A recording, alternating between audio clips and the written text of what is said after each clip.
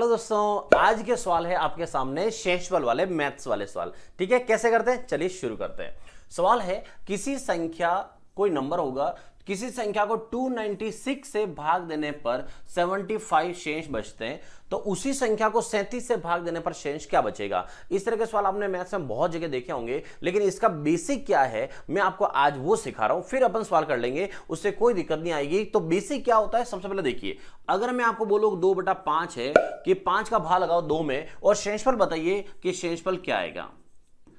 ठीक है, तो 5 का भाग अगर 2 में लगाते तो शेषफल क्या आता है। तो कहने का मतलब मेरा ये है कि किसी भी संख्या जो खुद से छोटी संख्या हो, खुद से छोटी संख्या में अगर भाग लगाए तो शेषफल क्या आता है। तो देखिए 5 का भाग मैं 2 में लगा रहा हूं, भाग नहीं जा रहा है, इसका मतलब 0 बार। ठीक है, तो यहां क्या लिखेंगे, तो इसके लिए मैं साथ साथ में आपको यह भी बताता रहता हूं ताकि आप कंपेयर कर सको। 2 का भाग 5 में लगाते हैं अपन 2 बार, तो यहां कितना लिखते हैं 4। ये 4 कहां से आया, इसका और इसका गुणा से आया है। अब ये कि खुद से भी छोटी संख्या है तो एक बार भी भाग नहीं जा रहा है, तो इन दोनों का जो गुणा होगा वो यहां आएगा। तो 5 और 0 का गुणा कितना आया 0। इसमें से हम क्या करते हैं माइनस, तो कितना आया 1। तो 2 में से 0 माइनस करेंगे कितना आएगा 2। इसका मतलब ये हुआ कि जब भी आप खुद से छोटी संख्या में भाग लगाते हो तो जो आपको ऊपर संख्या दिख रही है वही आपका शेषफल होती है। ठीक है, ये है इस सवाल का मेन बेसिक कॉन्सेप्ट। मतलब जब भी आप शेषफल देखते हो, एक्चुअल में वो शेषफल को आप संख्या भी ले सकते हो।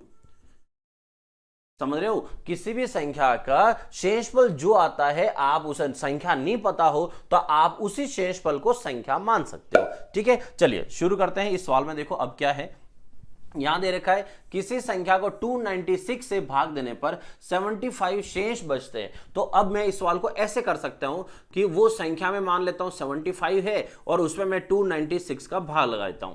तो यहां पर ये जो है खुद से छोटा नंबर है, तो ये अपने आप में अब संख्या भी है और ये मेरा इस सवाल का शेषफल भी है। क्लियर हो गया होगा आई थिंक सबको। ठीक है, अब इससे क्या हुआ, आपको संख्या ढूंढने की जरूरत नहीं है, वो संख्या कौन सी होगी। तो कहने का मतलब हमारा 75 जो है वही संख्या है। अब आगे क्या बोल रहा है, उसी संख्या को मतलब 75 को ही, उसी संख्या को अगर 37 से भाग दिया जाए तो शेषफल क्या बचेगा। तो 37 से भाग देते हैं तो शेषफल क्या बचेगा। अब 37 का जस्ट डबल होता है 74। इसका मतलब हुआ कि इसका इसमें भाग लगाए तो भाग कितनी बार गया 2 बार, और हमें क्या ढूंढना है, शेषफल ढूंढना है। तो भाग 2 बार गया तो 75 माइनस 74, इसका मतलब शेषफल कितना आया 1। तो इस सवाल का शेषफल क्या होगा 1। ठीक है, बाकी आपने पढ़ा होगा बहुत टाइम ऐसा बोला जाता है कि जो शेषफल आए उसमें भाग लगा देना, लेकिन एक्चुअल कॉन्सेप्ट क्या है वो मैंने आपको बता दिया है। ठीक है, दिन के 2 सवाल होते हैं, एक सवाल और देखिए। चलो अगला सवाल देखो, सेम ऐसे ही सवाल मैंने और लिखा है। क्या है, किसी संख्या को 119 से भाग देने पर 55 शेष बचते हैं। इसका मतलब यह हुआ कि 55 में 119 का भाग लगाया जाए तो शेषफल भी 55 आएगा और वह संख्या भी 55 मान लो। तो ये दोनों ही काम हो गए, संख्या भी हो गई, शेषफल भी हो गया।